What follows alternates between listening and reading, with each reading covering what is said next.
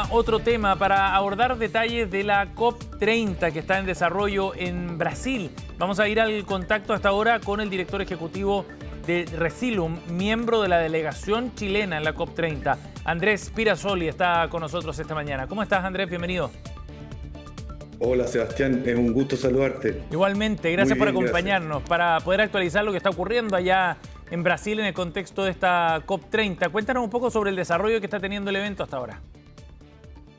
Mira, en mi opinión ha tenido un excelente comienzo, a pesar del contexto climático y de protesta. En particular, casi bíblicamente, un ciclón subtropical golpeó la parte sur de Brasil cuando empezaba la COP y ¿Ya? la cumbre de los líderes. Y ayer vimos una serie de protestas de pueblos indígenas que ingresaron a la zona azul donde se Sí, produce la negociación. lo vimos. Sin embargo, a pesar de este contexto, digamos, conflictivo, hay dos elementos que a mí me parecen muy destacables de la diplomacia brasileña y que creo que son muy destacables como éxitos diplomáticos. El primero es que se realizó la cumbre de forma temprana y antes del inicio de las negociaciones, digamos, formales.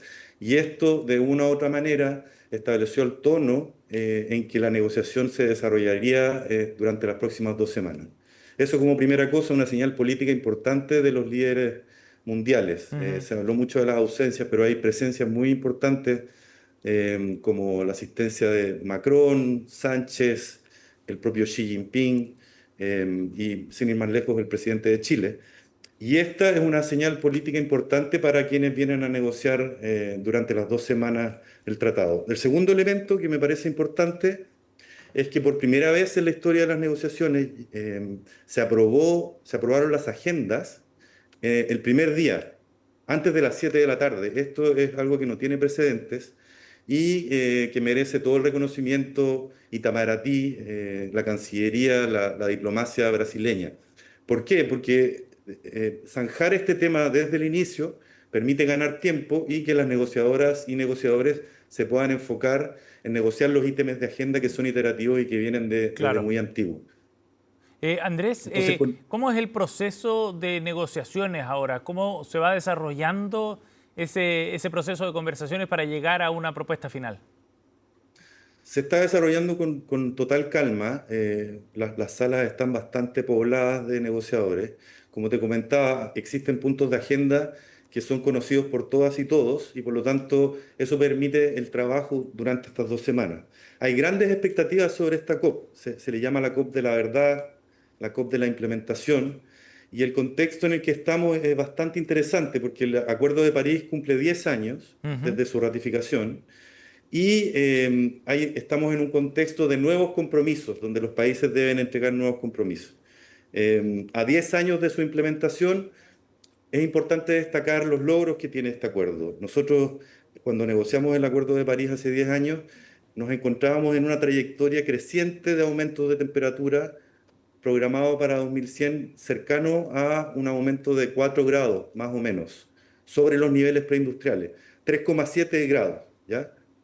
A 10 años de la implementación del acuerdo, estamos hablando ahora de una trayectoria que se inclina hacia los 2,7 grados, o Ya. digamos 3 grados. Por lo tanto, en 10 años hemos podido provocar una desviación de al menos 1 grado. Ahora, esto no es suficiente, claramente. La meta del Acuerdo de París es estabilizar el aumento de temperatura en 1,5 grados 1,5, sobre sí. los niveles. ¿Y Entonces nos queda todavía. qué tan factible es acercarse a eso todavía, Andrés? O sea, los esfuerzos que se han hecho durante este 10 años ya tú los pones sobre la mesa y se valoran, pero son importantes, pero luego llegar a 1,5 grados parece una meta bastante más lejana, ¿o no? Es lejana todavía, precisamente. Y justamente este año era importante porque a partir de enero se esperaba que las partes, las 195 países partes de este acuerdo, presentaran sus nuevos compromisos. Pero entre enero y septiembre, que era el plazo para presentar los compromisos, menos de un tercio de las contribuciones que se esperaban llegaron a la Secretaría, solo 63. Y por lo tanto estamos lejos de la trayectoria de los 1,5 grados todavía, ¿ya? Pero hay buenas noticias de todas formas. La calidad de esos compromisos ha aumentado significativamente. la cobertura de gases, la cobertura de sectores, el tipo de medidas, ¿ya?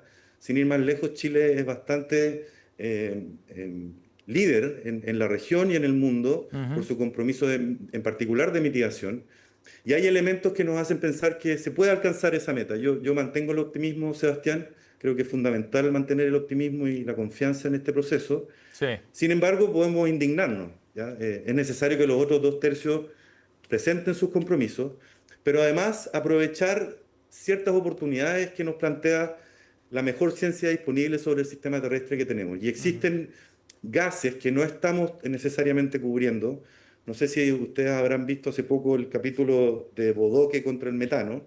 El metano es uno de los gases de calentamiento global más potentes que existen. Tiene 86 veces más potencial de calentamiento que el dióxido de Que el carbono. dióxido, sí.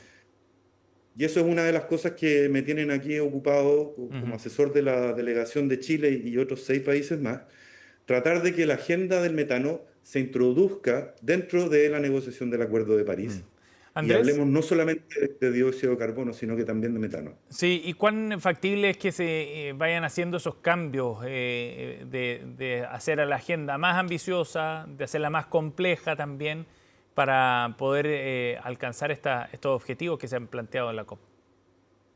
Es muy importante que se aplique lo que se ha acordado previamente. ¿Ya? En la COP que se realizó en Glasgow, se produjo el primer balance mundial, que fue un análisis de los esfuerzos mancomunados de todas las partes para ver qué también vamos hacia la meta.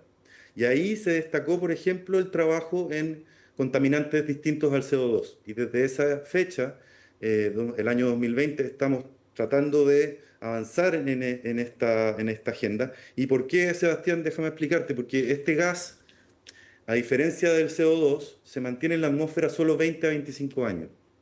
¿Ya? Nosotros si tenemos una emisión de CO2, de alguna manera estamos casados con el calentamiento asociado al CO2 por 100 años.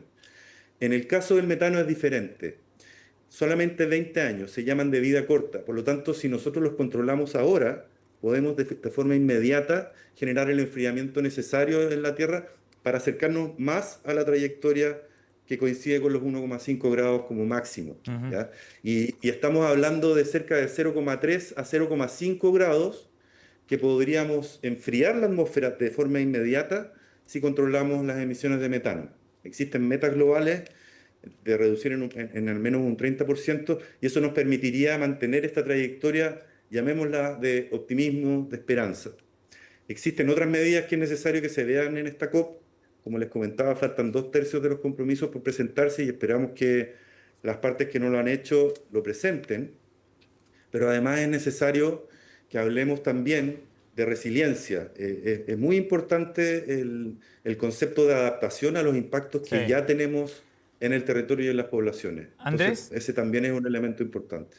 a nivel político, tú mencionabas al comienzo que se ha puesto el foco en las ausencias, pero lo veías con una mirada más optimista sobre aquellos líderes que sí están comprometidos con el avance. Pero te quería preguntar sobre la ausencia en particular de Donald Trump. ¿Qué tan relevante es que uno de los dos grandes emisores de CO2 a la atmósfera, Estados Unidos es uno, China el otro, que en este caso Estados Unidos no esté presente en esta COP? ¿Cómo ves esa señal? ¿Lo ves con preocupación, como un retroceso? ¿Puede alterar de alguna manera los consensos que se han generado en torno al cambio climático? Sí, mira, como todas las cosas, la moneda tiene dos caras. Efectivamente, no contar con ellos en el concierto mundial de naciones es complicado, porque ellos son un líder de Occidente en distintas materias.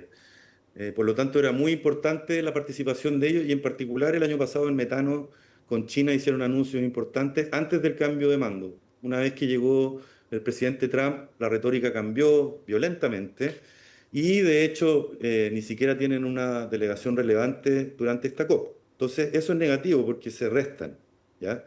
Y eso genera, digamos, un efecto en cadena político en ciertas delegaciones, Sí. le permite a algunas delegaciones suavizar sus compromisos, lo hemos visto en algunos casos, que son cercanos al presidente Trump. Ahora, el lado bueno, Sebastián, siempre es importante destacar el lado bueno, es que le da espacio a otros liderazgos, en particular del sur. para poder establecer un tono constructivo y rescatar el multilateralismo, que es muy importante. Y ahí el rol de China es fundamental y el rol de nuestra región también, muy importante, América Latina y el Caribe. Por eso yo rescato tanto el trabajo diplomático que está haciendo Brasil, que en mi opinión, Sí. por primera vez en mucho tiempo, vemos que la diplomacia está prestándole servicios a la misión que nos convoca, que es estabilizar los gases para tener una trayectoria compatible con el Claro que sí. aumento de temperatura sobre los 1,5 grados. Andrés Pirazzoli ha estado con nosotros esta mañana, director ejecutivo de Resilo, miembro de la delegación chilena en la COP30 que está en desarrollo en Brasil. Andrés, gracias por el contacto esta mañana. Gracias a ustedes, un honor estar contigo, Sebastián. Chao, buenos días.